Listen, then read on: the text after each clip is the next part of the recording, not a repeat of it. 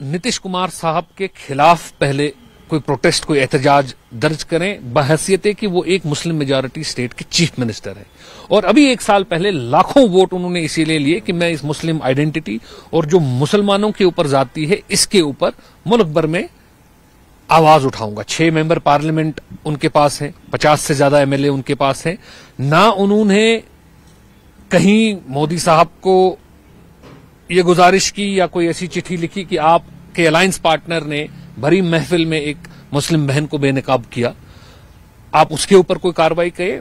वो इस मुद्दे से अटेंशन डाइवर्ट करने के लिए जम्मू कश्मीर की एक साबका लेडी चीफ मिनिस्टर, जिन्होंने नेशनल कॉन्फ्रेंस की जो हिस्ट्री रही है वोट चोरी, जो किसी से भी छुपी हुई बात नहीं है कि कैसे पोलिंग बूथों के ऊपर उन्होंने वोट चोरियां की हैं, कैसे उनको लूटा है, वहां पे अगर उन्होंने इलेक्शन के दौरान में किसी से पूछा, ये अटेंशन वहां से वहां डाइवर्ट करने की कोशिश कर रहे हैं।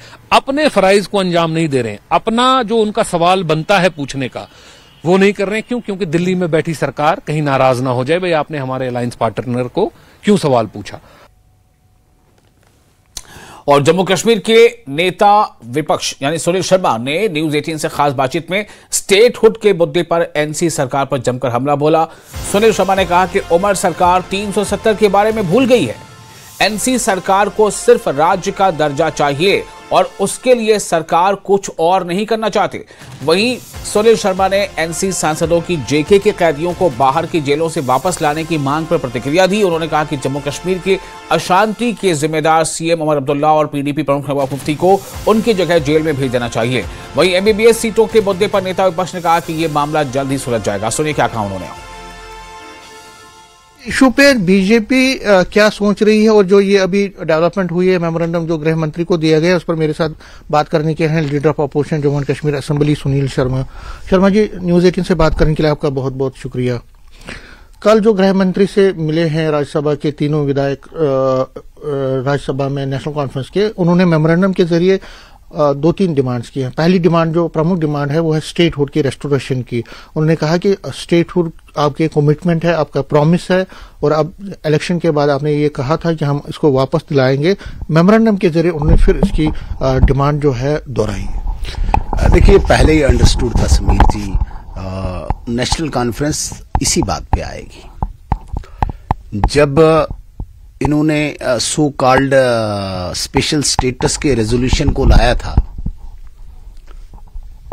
या कभी ये चिल्लाते थे 370 या 35 के लिए, मैंने उस दिन भी कहा था कि अंत में ये हमारे एजेंडे पे आएंगे। और आज बड़ी खुशी की बात है, इनके जो अभी न्यूली इलेक्टेड मेंबर पार्लियामेंट्स है, ये भी कम से कम दिल्ली जाके इनको कम से कम इतना समझ आया कि भारतीय जनता पार्टी के एजेंडे को ही हमें टो करना चाहिए, भारतीय जनता पार्टी के एजेंडे को ही हमें मान लेना चाहिए। जो ख्वाब, जो झूठ, जो ढकोसला 370 के नाम पे, 35 के नाम पे यहां पे इन्होंने दिखाया था, वहां पे कम से कम उनको समझ आ गया कि जो फिक्स पार्लियामेंट ने पहले किया है कि स्टेटहुड ही मिलेगा, उसी पे अब ये मेंबर पार्लियामेंट भी आ गए। क्योंकि यहां आके ये कुछ ख्वाब दिखा रहे थे, जो उनको सच्चाई का पता चल गया पार्लियामेंट जाके। बड़ी अच्छी बात हुई कि नेशनल कॉन्फ्रेंस के 3 मेंबर पार्लियामेंट्स को ये समझ आ गया कि यहां पे हमें स्टेटहुड ही मिलेगा। दूसरे जो ख्वाब हम यहां पे दिखा रहे हैं वो दफन हो चुका है, वो स्टोरी है और वो अब तारीख बनी है। तो मैं इनका खैर मकदम करता हूं, इन तीनों मेंबर पार्लियामेंट्स का, कि भारतीय जनता पार्टी का जो फिक्स्ड एजेंडा है कि हमने स्टेटहुड देना है, वो भी हमारे साथ ही जुड़ गए हैं कि स्टेटहुड ही हमें चाहिए। मैं वेलकम करता हूं इस बात को, बड़ी गंभीरता के साथ कहता हूं मैं। लाओ उन प्रिजनर्स को, लेकिन उनके बदले इनको अब्दुल्ला खानदान के शहजादे को और मुफ्ती खानदान की शहजादी को भेजो। इनकी वजह से वो जेल जाते हैं, क्योंकि अलगाववाद की बुनियाद जो है ये लोग डालते हैं। ये जो बातें करते हैं ना अलगाववाद के लिए, अभी जिस प्रकार की ये भाषण देते हैं, उससे आम गरीब को प्रोवोक करते हैं, उनको सड़कों पे लाते हैं, उनसे पत्थर फेंकवाते हैं, उनको आतंकवाद में धकेलते हैं और फिर उन्हीं की लीडरी करते हैं। ठीक है ना, अगर आप में इतनी नैतिकता है आप जाओ उनके बदले जेल, बहुत अच्छी बात है। जाओ उमर अब्दुल्ला साहब, आप जोधपुर के जेल में बाकियों को भेज दो, क्योंकि आपकी वजह से वो प्रवोक होके ये काम करते हैं। जाओ महबूबा मुफ्ती साहिबा बरेली की जेल में बैठो, आप 10 दिन बैठो ना, ये थोड़ी ढोंग करना होता है। नहीं, उनको छोड़ो, आप उनके बदले चले जाओ, क्योंकि आपकी वजह से वो जेलों में हैं। आपने उनको प्रवोक किया है, आपने उनको ऐसा बनाया है वहां पे। ये मैं गारंटी के साथ कहता हूं, सिर्फ और सिर्फ ये 2 खानदान कश्मीर के नौजवानों को तबाह कर रहे हैं और इनकी वजह से ये जेलों में है। मैं, अगर इनके अंदर नैतिकता है, मॉरल हाई ग्राउंड से जाए उनके बदले ये जेल, 5 साल लगा के आइए जरा। कोई दोबारा पत्थर नहीं फेंकेगा, ये जेल में बैठेंगे। कोई यहां पे आतंकवाद के उस चंगुल में नहीं जाएगा, कोई अलगाववाद के चंगुल में नहीं जाएगा। इन खानदानों के ये 2 लोग बैठे वॉलंटियरली जेल में, मैं बताता हूं कश्मीर में शांति आ जाएगी। सुनील जी, एमबीबीएस का जो इशू है, एमबीबीएस सीटों के जो माता वैष्णो देवी, आज भी संघर्ष समिति ने प्रोटेस्ट किया लगातार कई दिनों से, और आपने एश्योरेंस भी दी थी कि अभी तक कुछ हुआ नहीं उस पर। उम्मीद है होगा, उस पर समाधान निकालेगी, क्योंकि प्रशासन गंभीर है, यूनियन मिनिस्ट्री ऑफ हेल्थ भी गंभीर है। हम पूरी उम्मीद लगाए बैठे कि इसका समाधान निकल आएगा। शुक्रिया। कैमरामैन साहिबा के साथ में समीर भट्ट, न्यूज़ 18 जम्मू। वही नेशनल कॉन्फ्रेंस जम्मू प्रांत के प्रेसिडेंट एडवोकेट रतन लाल गुप्ता ने एलओपी के बयान पर पलटवार किया। उन्होंने कहा कि नेशनल कॉन्फ्रेंस ने 370 का एजेंडा कभी नहीं भूला, लेकिन मौजूदा हालात में और मुद्दों पर ध्यान देना जरूरी है। वहीं कैदियों के मुद्दे पर सीएम के खिलाफ बयान और एमबीबीएस सीटों पर राजनीतिकरण करने को लेकर बीजेपी पर जमकर हमला बोला। सुनिए क्या कहा। 370 का जो फोबिया उनको चढ़ा हुआ है, वो बात को समझ नहीं रहे हैं, हालात को समझ नहीं रहे हैं और ग्राउंड रियलिटीज को नहीं समझ रहे हैं। नेशनल कॉन्फ्रेंस का हमेशा मौकफ है और रहा है और रहेगा, वो है 370। 370 हर जगह हम कहते हैं, और जब हमारी नई सरकार बनी, लोगों की सरकार बनी, रेजोल्यूशन वहां पे भेजा हमने, पहला काम ये किया है। वो भूल जाते हैं, करे क्या कोई। तो इस वक्त जो इशू है वो है रेस्टोरेशन ऑफ स्टेटहुड, फौरी तौर पे जम्मू कश्मीर को मिलना चाहिए। और मैं समझता हूं कि ये जो कल हमारे ऑनरेबल मेंबर पार्लियामेंट, राज्यसभा के मेंबर पार्लियामेंट मिले हैं, मैं उनको मुबारकबाद पेश करता हूं कि जम्मू कश्मीर के लोगों के तर्जमानी की है उन्होंने। हमने 370 के लिए, जब भी हमारी सरकार बनी, लोगों ने जब फौरी तौर पे पहला काम उन्होंने किया कि 370 को, जो हमारा जो स्टेटस है, स्पेशल स्टेटस है, उसको रिस्टोर किया जाए। और मैं समझता हूं बीजेपी और ये पीडीपी लोगों को मिसलीड कर रहे हैं, और जो लोगों के इस वक्त बर्निंग इशू हैं उसको हटाने की कोशिश की जा रही है, और फ्रस्ट्रेशन में है वो। देखिए, बीजेपी फ्रस्ट्रेशन में इसलिए है, क्यों नहीं आज तक स्टेटहुड रेस्टोर किया गया, आप मुझे बताइए। 13 महीने हो गए हैं, इनको फौरी तौर पे रिस्टोर करना चाहिए, क्यों नहीं? क्योंकि वो चाहते थे कि यहां पे जम्मू कश्मीर के अंदर बीजेपी सरकार बने, तब हम रेस्टोर करेंगे। ये है इनका एजेंडा। क्यों लोगों को धोखा दे रहे हैं ये? इनको फौरी तौर पे चाहिए कि स्टेटहुड रिस्टोर किया जाए, क्योंकि बीजेपी की गवर्नमेंट जम्मू कश्मीर में ये दिन के सपने लेना बंद करे, और इनको कभी मिलने वाली है नहीं। और आगे बढ़ते हैं। Shri Mata Vaishno Devi institute of medical excellence यानी SMVDIME में MBBS एडमिशन विवाद को लेकर आज श्री माता वैष्णो देवी संघर्ष समिति की तरफ से जगह जगह प्रदर्शन किया गया। आपको बता दें कि जम्मू, पुंछ और राजौरी, आरएसपुरा और बिश्ना में भी मुजाहरे किए गए। प्रदर्शन के दौरान मुजाहरीन ने सड़क भी जाम किया। इस दौरान माता वैष्णो देवी श्राइन बोर्ड और सरकार के खिलाफ प्रदर्शन और नारेबाजी की गई। मुजाहरीन की मांग है कि श्राइन बोर्ड के MBBS सीट आवंटन की जांच जल्द से जल्द कराई जाए।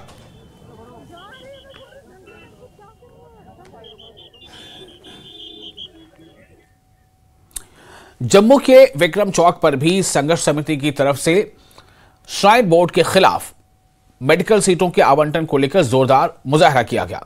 मुजाहिरीन ने इल्जाम लगाया कि मेडिकल सीटों के आवंटन में भेदभावपूर्ण रवैया अपनाया गया है, जिससे मकामी छात्रों के साथ नाइंसाफी हुई है। सिन्हा जी को ये सोचना चाहिए कि धारा 370 से पहले भी यही हालात थे और आज भी यही हालात है। हम पहले भी कोई भी चीज होती थी श्रीनगर में जाती थी, जम्मू में ना आती थी, उसके हमें जो भी चीज ली हमने लड़के ली।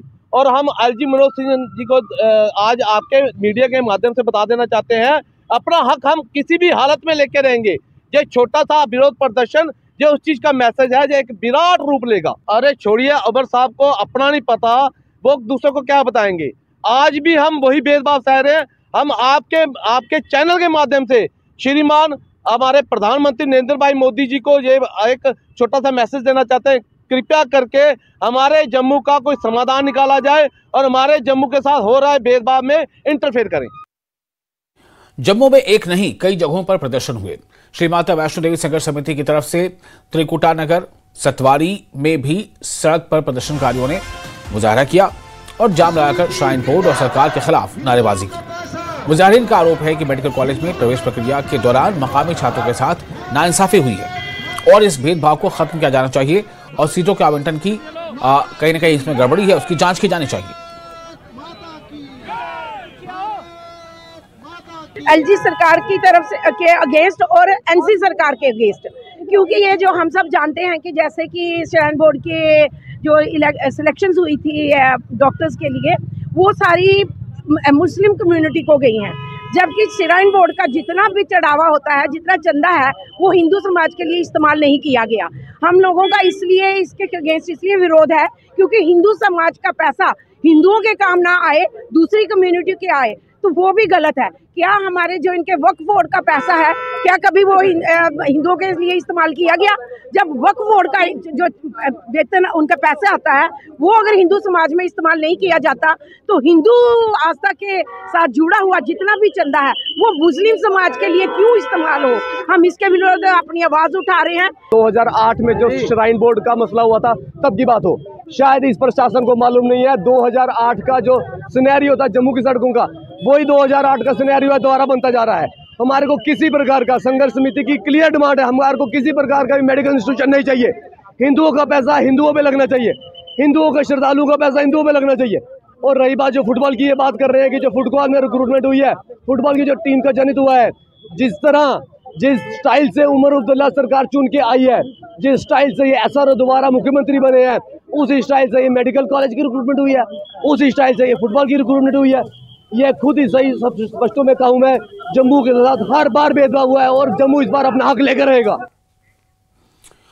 और श्री माता वैष्णो देवी संघर्ष समिति के बैनर तले बिश्ना में भी श्राइन बोर्ड के खिलाफ जोरदार मुजाहरा किया गया। प्रदर्शन का नेतृत्व जिला संयोजक राजेश बिट्टू और सह संयोजक अनूप सदोत्रा ने किया। बड़ी पहले तक साढ़े कन्नै भेदभाव करती आई है, क्यों? महाराजा ने सानू एक नहर दी ही, नहर दी और नहर वो बाद साफ सफाइयां भी नहीं हुई इनके कोला। सानू लोगों की समझ नहीं आई, क्यों नहीं आई समझ? अस लोग आखते कि अज नहीं कल ही साढ़े वाल बखीर दिख गए, हूँ ये दिखते अज इंदा लोगों ने यह काम पुज्जिए श्री माता वैष्णो देवी श्राइन बोर्ड। अज 20-22 दिन होइए असें लोकें हर रोज़ प्रोटेस्ट करते, लेकिन इन्हें लोगों कोई फर्क नहीं पवा। हूँ कल की एक नवी खबर सुनी है, साढ़े जो 74 बच्चे है वो नलायक कड्ढी उड़े ने कि उनके कोई दिमाग नहीं, वो खेली भी नहीं सकते, पढ़ाई तो कर ही नहीं सकते, उन्हें नलायक साबित करी उड़िया। इंदे वाले जो 24 है, इंदे अपने 24 जो 20 बंदे इन्हें वो लायक साबित कर उड़िया। जे इंदे इन्नी कैपेबिलिटी है, जिन्ने भी इंदे कश्मीर दे बंदे इन्नी कैपेबिलिटी है कि साढ़े बच्चे कन्नै मैच गै कराई लैन, फिर अस दिक्खी लैगे इंदे कितनी कैपेबिलिटी है। और वही राजौरी में भी माता वैष्णो देवी संघर्ष समिति के बैनर तले जोरदार प्रदर्शन हुआ। प्रदर्शनकारियों ने जम्मू पुंछ हाईवे पर जाम लगाकर नारेबाजी की। मुजाहिरीन ने चेतावनी दी है कि अगर जल्द उनकी मांगें पूरी नहीं हुई तो बड़ा आंदोलन किया जाएगा। आने वाले समय में पूरे हाईवे जो है जम्मू कश्मीर के, वो सारे बंद कर दिए जाएंगे, ताकि हिंदुओं की आस्था के साथ जिस तरह का खिलवाड़ जो है माता वैष्णो देवी श्राइन बोर्ड द्वारा किया जा रहा है, वो किसी तरह से भी बर्दाश्त के काबिल नहीं है। और आने वाले समय में ये प्रदर्शन जो है और उग्र रूप लेने वाले हैं। हमारा उग्र प्रदर्शन है, ये धीरे धीरे वही जो आपने देखा होगा बम बोले की तरह जा रहा, जैसा बम बोले यहाँ पर एक प्रदर्शन हुआ था, वही उग्र प्रदर्शन अब शुरू हो चुका है। आज रोड पर हम बैठ चुके हैं, आपने देखा होगा आज पुंछ जोरी हाईवे पे हम लोगों ने कुछ देर के लिए ये प्रोटेस्ट रखा है और हम सरकार को ये सिर्फ मैसेज देना चाहते हैं कुछ देर के लिए आज है, और हो सकता है अगर हमारी बातें नहीं मानी गई तो ये जो प्रदर्शन है ये हर जिला स्तर पर, हर गांव स्तर पर, हर ब्लॉक स्तर पर लीगल सीट्स निकली हैं उनको लेके कितनी गड़बड़ियां की है। हमें किसी जाति, किसी स्टूडेंट, किसी बच्चे से हमारा कोई मतभेद नहीं है। हम कहते हैं कि जिन लोगों का पैसा उस यूनिवर्सिटी में लगता है उनको कंपनसेट जरूर करना चाहिए, और ये श्राइन बोर्ड है जो इसको खत्म करना चाहिए। श्राइन बोर्ड के डायरेक्टर को सस्पेंड करना चाहिए और उस पर इमीडिएट कार्रवाई बैठनी चाहिए। जो श्राइन बोर्ड के मेंबर है उन पर कार्रवाई बैठनी चाहिए। और फिलहाल एक छोटा सा ब्रेक लेते हैं। ब्रेक के बाद खबरों का सिलसिला जारी रहेगा। बने रहे न्यूज़ 18 के साथ, मैं हूं विशाल। गोल्डी मीट मटन मसाले, जो आपके हाथ का मटन खाए जिंदगी भर आपका हो जाए। जहाँ जाए रिश्ते बनाए गोल्डी मसाले। डीआईजी ने अधिकारियों को अतिरिक्त सतर्कता, संवेदनशील इलाकों में बल बढ़ाने और एजेंसियों के बीच तालमेल मजबूत करने के निर्देश दिए। उधमपुर में सुरक्षा बलों ने ऑपरेशन साइट से संदिग्ध सामान किया बरामद। सामान बरामदगी का वीडियो आया सामने। सुरक्षा एजेंसियों ने उधमपुर में की गई कार्रवाइयों में हथियार और अन्य सामान जब्त किए। चिनार कॉर्प्स ने कुपवाड़ा जिले में ऑपरेशन के दौरान वीर हवलदार मोहम्मद जबीर के सर्वोच्च बलिदान को सलाम किया। उनकी हिम्मत और समर्पण जवानों के लिए प्रेरणा है, कहा। बारामूला के सांसद इंजीनियर रशीद ने यूएपीए कानून पर चिंता जताई। कहा, राष्ट्रीय सुरक्षा जरूरी है लेकिन आतंकवादी और आम नागरिक के बीच फर्क स्पष्ट होना चाहिए।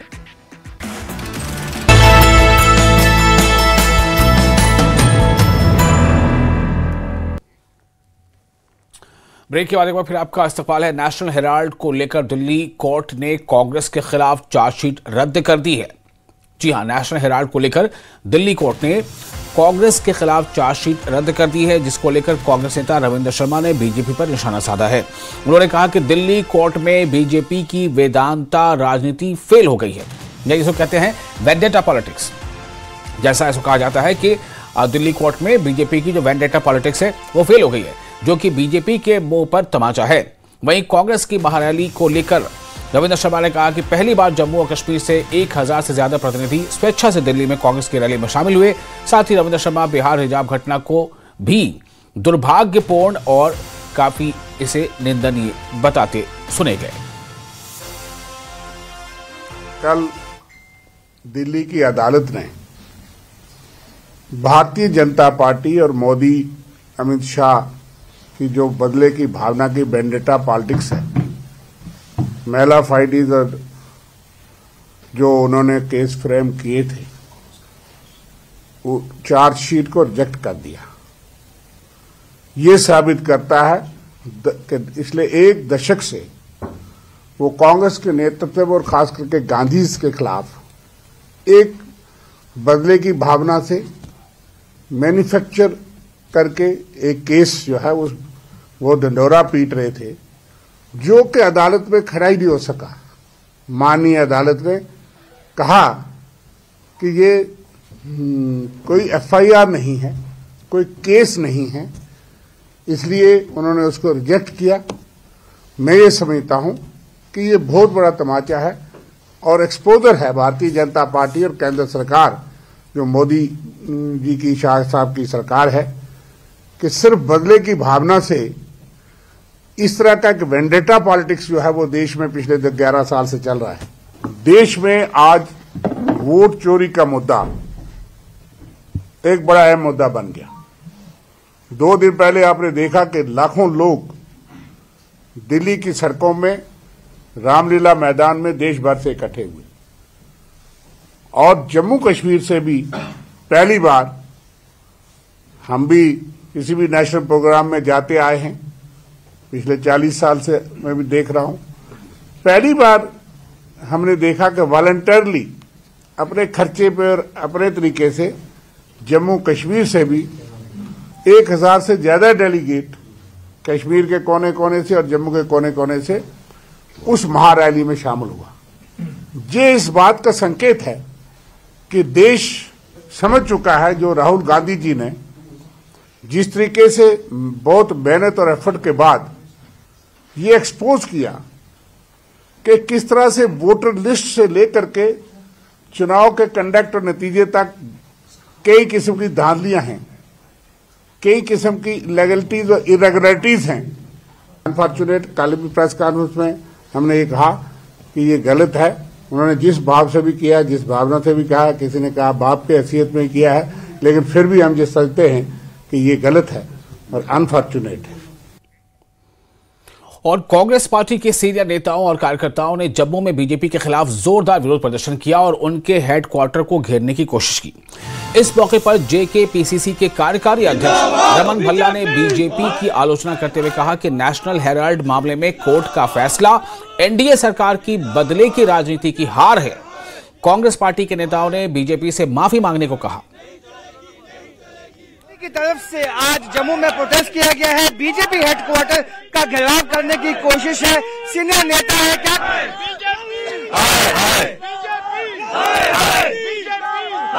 सोनिया गांधी और राहुल गांधी जी के सिलसिले में जो सुप्रीम कोर्ट ने टिप्पणी करके ईडी की चार्जशीट का संज्ञान नहीं लिया, मैं समझता हूं साफ कर दिया कि भाजपा एजेंसीज का दुरुपयोग करके कांग्रेस की छवि को खराब करने की कोशिश कर रही थी। आज 2014 के बाद सोनिया गांधी और राहुल गांधी जी को ईडी के नोटिस में 50-50 घंटे पूछताछ यहाँ पे हुई। आज पर्दा उठ गया है और देश चाहता है कि भाजपा माफी मांगे। बीजेपी के हेडक्वार्टर को आज घेराव किया है, क्या मांग क्या आपकी? भाजपा सत्ता के नशे में सोई है, अहंकार के नशे में डूबी है, वो माफी मांगे। इनके जरिए भी दिल्ली में मैसेज आए कि आज जनता सड़कों पे है इस चीज का रोष प्रदर्शन करने के लिए। कांग्रेस पार्टी की तरफ से आज प्रोटेस्ट किया गया है, बीजेपी हेडक्वार्टर्स को जो है उसे घेराव करने की कोशिश की गई है। माफी मांगने की जो है बात की गई है कि बीजेपी माफी मांगे। जिस तरह से गांधी फैमिली को, राहुल गांधी को, सोनिया गांधी को जो है कई ऐसे केसेस में जो है उनको हरासमेंट उनकी की गई है और उसके लिए जो है वो कांग्रेस पार्टी की मांग है कि बीजेपी जब तक माफी नहीं मांगेगी तब तक उनका प्रोटेस्ट चलता रहेगा। कैमरामैन साहिबा भट्ट के साथ राजन वैद, न्यूज 18 जम्मू। और भारतीय जनता पार्टी के प्रवक्ता अल्ताफ ठाकुर ने एक प्रेस वार्ता में कश्मीर में कई एनजीओ पर टेरर मॉड्यूल को फंडिंग करने के इल्जाम लगाए। ठाकुर ने कहा कि आतंकवाद सिर्फ आतंकवादियों की वजह से नहीं बढ़ रहा, बल्कि इन एनजीओ से मिलने वाले सपोर्ट की वजह से भी बढ़ रहा है। कश्मीर घाटी में लगभग 16,000 एनजीओ काम कर रहे हैं। ठाकुर ने उनकी फंडिंग और गतिविधियों की ठीक से जांच करने की जरूरत पर जोर दिया। एक आंकड़े के मुताबिक जहां हम देखते हैं जम्मू कश्मीर में इस वक्त जितने भी एनजीओज हैं टोटल उनकी तादाद 16,000 है। यह अपने आप में सोचने वाली बात है कि एक इतनी छोटी सी स्टेट में जहां 16,000 एनजीओज, ट्रस्ट्स और इंस्टीट्यूशंस जो यहां रन कर रहे हैं, जो यहां चल रहे हैं, इसके पीछे क्या रीजन है, क्या वजूहत, वो भी मैं आपके सामने आपको कह दूंगा। लेकिन इससे पहले जो गवर्नमेंट ने बहुत सी जो एनजीओज है उन पे भी कार्रवाई की है, वो जिनके टेरर लिंक्स थी। जम्मू कश्मीर यतीम फाउंडेशन, फलाए आम ट्रस्ट, सॉल्यूशन मूवमेंट की एक थी, चैरिटी अलायंस जो दिल्ली बेस्ड थी, यहां जो काम कर रही थी, या human welfare association Jammu Kashmir voice of victims. और ये समझ नहीं आ रहा है ये विक्टिम टेररिस्ट विक्टिम उसको कहते हैं, ये जो मिलिटेंसी रिलेटेड जो फैमिलीज है उनको विक्टिम कहते हैं। ये भी आज तक वो क्लियर नहीं कर पा रहे कि विक्टिम किनको कहते हैं, लेकिन आसान और साफ लफ्जों में हम उनको कहते हैं जो टेरर विक्टिम होते हैं। Jammu Kashmir coalition civil society या ऐसे जो association of parents of disappear person, ये मुख्तलिफ जो एनजीओज थे जिनको बैन भी किया गया और जिन पे एनआईए और एसआई ने रेड भी की है। लेकिन एक चिंता की बात है कि ये 16,000 जो एनजीओज है, हम नहीं कह सकते हैं कि सारी एनजीओज गलत काम कर रही है, लेकिन 16,000 एनजीओज का इस छोटी सी स्टेट में होना ये बहुत बड़ी एक चिंता की बात है। जबकि भारत पोर्टल जहां रजिस्ट्रेशन होती है एनजीओज की, 239 ही कुल एनजीओज वहां रजिस्टर्ड है। इन एनजीओज की काम क्या है और ये एनजीओज क्या काम करती है? हमारे पास क्रेडिबल इनपुट्स है और हमारे पास सबूत है कि फॉरेन से फंड्स आते हैं और ये फंड्स यहां टेरर एक्टिविटीज और जो दहशतगर्दी के मुख्तलिफ पैटर्न है उन तक ये फंड्स पहुंचाते हैं। क्रेडिबल हमारे पास सबूत है और हम सबूत के बिना पे आज आपके सामने यहां ये बात करें, रूबरू कर रहे हैं। और बीजेपी की चल रही पदयात्रा के सिलसिले में पुलवामा में पार्टी की एक बड़ी रैली का आयोजन किया गया। रैली में जम्मू कश्मीर बीजेपी के जनरल सेक्रेटरी अशोक कौल और सीनियर लीडर अरशद भट्ट समेत पार्टी के दूसरे नेता मौजूद थे। पार्टी नेताओं ने अपने भाषणों में कहा कि मौजूदा एनसी सरकार के समय में लोगों की परेशानियां बढ़ी हैं। अरशद भट्ट ने अपने भाषण में कहा कि पदयात्रा का मकसद पार्टी को जमीनी सतह पर मजबूत करना और लोगों की परेशानियों के बारे में बेदारी हासिल करना है।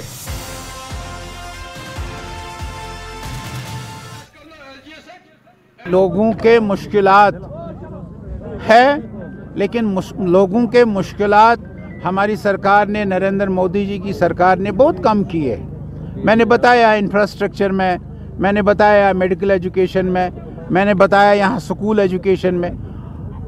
प्रधानमंत्री जी ने बहुत काम किया है, अभी भी कुछ काम बाकी है और मुझे यकीन है कुछ काम जो हमारी जो चुनी हुई सरकार है, जो यहाँ मुख्यमंत्री बने हैं, उन्होंने पूरे करने हैं और बाकी कुछ काम जो है वो भारतीय जनता पार्टी जरूर पूरा करेगी।